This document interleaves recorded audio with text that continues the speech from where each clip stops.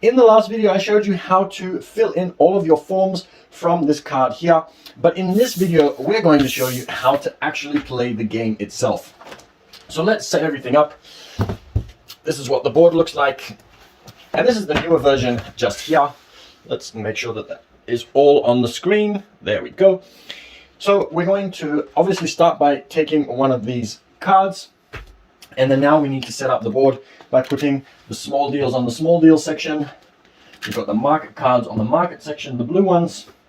We've got the doodads that we'll place over here on the doodad section on the red. And the big deal cards, which are also green, but these ones are slightly bigger deals. Then what you want to do next is you want to get everybody to choose a color. We'll just put the rats down here. So we got an orange rat, got a red rat, a yellow rat, etc., etc. And we have 2 dice as well. Now, with the other game, you'd also have cash, but we don't have cash in this one. You want to make sure that everybody starts off by filling in their forms, which we just showed you. Everybody gets a pencil, and you might put some rubbers around the table. And what we are going to do is we're going to get everybody to choose a color and put their rats here on this starting position over here. Then everybody is going to roll 1 dice and start moving around the board in a clockwise fashion. So let's say that I roll a, what are we going to roll? Let's say we roll a 3. So I'm going to move 1, 2, 3. And this is going to then be a green square, which means I get to choose either a small deal or a big deal. Now, small deals generally cost less than $7,000. The big deals cost more than $7,000. So depending on where you are in the game, you can choose whichever you think is going to be most appropriate for you. You can borrow money, and these are optional. So if you like the deal, you can take it. If you don't like the deal, you don't have to take it. So choose whichever you like. The other squares around the circle are this one here, which is the doodad. Obviously, the red corresponds with the red. These are things that you might spend money on throughout your life. So these could be things that break down. These could be things that you splurge on. So it could be something that you feel compelled to buy, for example. Then we also have the blue squares. These are the market cards. So if you've bought one of these green ones, then obviously you might want to sell it for a better price, and you can do that in the market card. So the market card will allow you to sell one of these assets. It could be a house, it could be shares, anything similar to that. Now, the other cards that you will find around the board is this one here, which is the charity. So if you land on this one, you can donate 10% of your total income, and then you can use 1 or 2 dice for the next 3 turns. So I could say, for example, nominate that I want to roll 1 dice for the first one, but then the next one I might want to move around the board a little bit faster. I can roll 2 dice, and then for the 3rd time I might want to do that again, and I can roll 2 dice. I can't roll 1 dice and then change my mind and want to roll a 2nd dice. You need to nominate before you start how many dice you're going to roll, and then you can take it from there. So that's the charity. It's optional, so that's only if you want to. The other one is Downsize. This is where you lose your job. Let's say that I land on Downsize. Then what I'm going to need to do is I need to, 1, pay my total expenses. So whatever that is on my form, and this is the form just here. So I have my total expenses just here. Whatever they are, in this case $3,000, I would need to pay $3,000. And then also, on top of having to still continue to pay my rent and pay for food, because even when I'm not working, I need to do that, I will need to put my rent on the outside. I'm going to be looking for work, and I'm going to have everybody else roll their dice. Then when it's my turn, I'll move in 1, and I don't take a turn. And then everybody rolls their dice again. I move back in, and then when it's my turn again, then I can roll again and start moving around the board.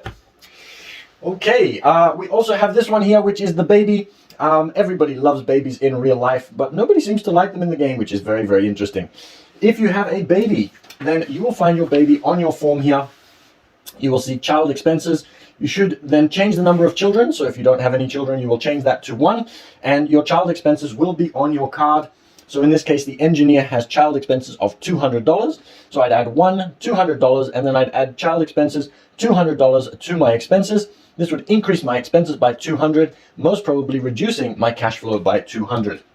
So if you land on baby, you add a baby to your list, and you can only have 3 babies. Once you've had 3 babies, then you get the operation and there are no more babies for you. And finally, there is the paycheck. If you land on this one, or even if you pass, if I am here and I pass the paycheck, then I need to ask for my paycheck, and I would then not collect the money personally, but I would add in the paycheck just like we showed you in the previous video. where I added the paycheck of 1,600 to the form, increasing my amount of cash, which then allows me to have more cash, which then might help me go from a small deal to a big deal. Now, we keep going around the circle, and the idea is to eventually get my passive income, which is currently at 0 on this form here, and we want to get that higher than my total expenses. So once I have my passive income higher than my total expenses, then you get to play along the outside, and I'll talk about that in the next video. But for now, we want to get our passive income higher than our total expenses, then we can go to the next stage. But very quickly before we finish, one more thing that I need to mention is that you can take out a loan. So let's say that I decide I want to borrow $1,000. I can write down $1,000 here. I need to make sure that I also write down that I've spent an extra 1,000 by going into the negative on this form here. And then I can take that loan of 1,000, and my loan payment is at 10%, so I need to pay $100 here.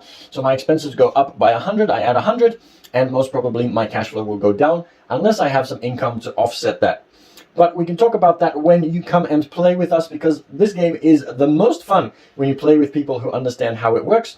And in the next video, I'm going to talk about the next game that we're going to be playing, and one of the versions that we play, in which we're going to be reenacting a scenario that is actually happening right now, which is 2022. So if you're watching in 2022, this is going to be very relevant, and who knows, it might be relevant again in a couple of years' time, but this will get you started, and this is how you play the new version of Cashflow.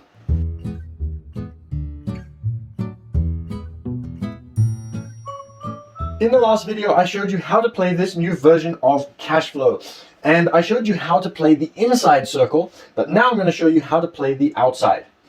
So we were talking in the last video about getting your passive income higher than your total expenses. Let's say that you've just achieved that. Then we are going to use a different form, which is this one here, and I'll show you how to fill it in as we are doing this. First of all, let's say that I've achieved my goal, and so now I want to move to the outside, and you'll see that there are certain numbers, 1, 2, 3, 4, 5, 6. So I'm going to roll the dice to see where I start. In this case, number 5. So I'll put my rat here on number 5. And then on the outside, we use 2 dice. So I'm going to roll 2 dice here. And I'm going to say that I roll a 4. So I'm going to move clockwise as usual. 1, 2, 3, 4. And in this case, I'm going to receive my cash flow day. But first of all, we need to fill in a couple of details. So I need to write down how much my passive income was from the other side. Oops. Let's see if I can do this so that you can actually see it without me covering the camera. So let's say that I had a passive income of $3,000 on the other side. I then multiply that by 100, which will give me 300,000 new income. And I want to be able to either have this as my goal and achieve 50,000 extra. So that means that my fast track winning number is 350,000. And that's my goal for the game. So let's say that I land on my cash flow. So first of all, I am going to take my other form.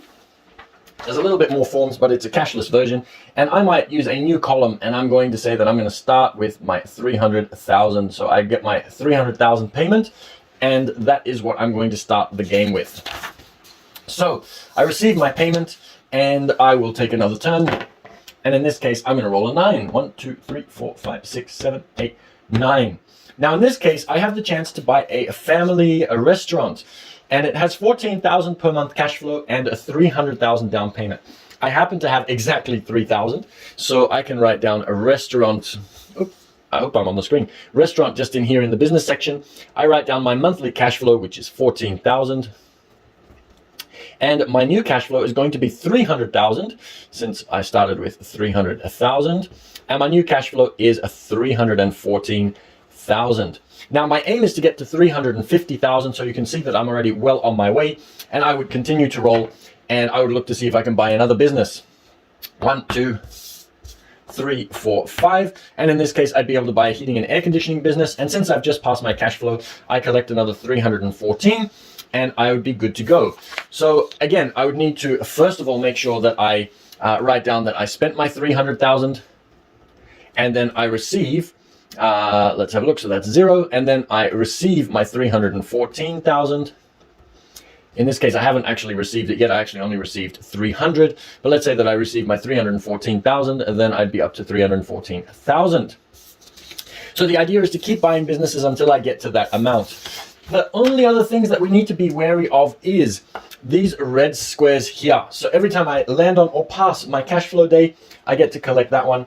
But I just need to be aware of these. So healthcare, roll 1 die. If it's 1 to 3, you're covered, pay half of your cash. If it's 4 to 6, you're not covered, pay all of your cash. There is another charity, there's a lawsuit, a tax audit, a bad partner, divorce, and unforeseen repairs. So you just want to be careful of those and continue buying businesses on the outside until you have achieved your goal of that extra 50,000. And that is how you play the outside of the new version of Cashflow.